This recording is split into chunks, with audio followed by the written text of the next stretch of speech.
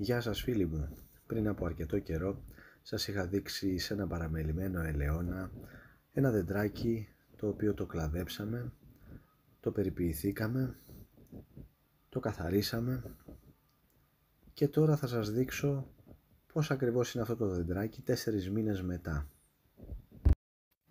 Να το λοιπόν το δεντράκι μας λίγο πριν τον καθαρισμό του.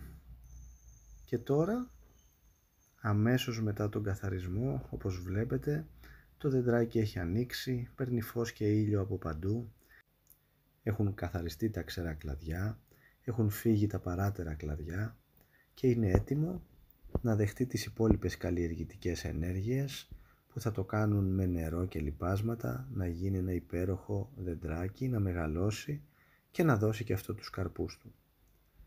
Και τώρα θα δείτε πως είναι αυτό το δέντρο 4 μήνες μετά από το κλάδεμά του.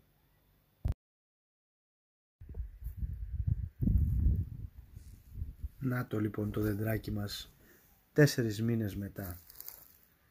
Έχει μεγαλώσει, έχει βγάλει φύλλωμα, είναι εύρωστο, το έχουμε ασπρίσει, έχουμε καθαρίσει τον κορμό και όπως βλέπετε με λίγη περιποίηση όλα τα δέντρα και όλα τα φυτά μεγαλώνουν και δίνουν τους καρπούς τους. Αυτό είναι, όπως καταλαβαίνετε, το αποτέλεσμα μιας δουλειάς που γίνεται με μεράκι και αγάπη για το οτιδήποτε, είτε αυτό είναι δεντράκι, είτε αυτό είναι κήπος, είτε αυτό είναι αυτοκίνητο, είτε αυτό είναι οτιδήποτε. Όταν κάνουμε λοιπόν τη δουλειά με αγάπη και μεράκι, αυτή μεγαλώνει, αυξάνεται. Το ίδιο γίνεται και με τα δέντρα που παρακολουθώ εγώ και που προσέχω. Μ' αρέσει αυτό που κάνω και θέλω να σας το δείχνω. Το ευχαριστιέμαι. Να είστε καλά, ευχαριστώ πολύ που βλέπετε τα βίντεό μου.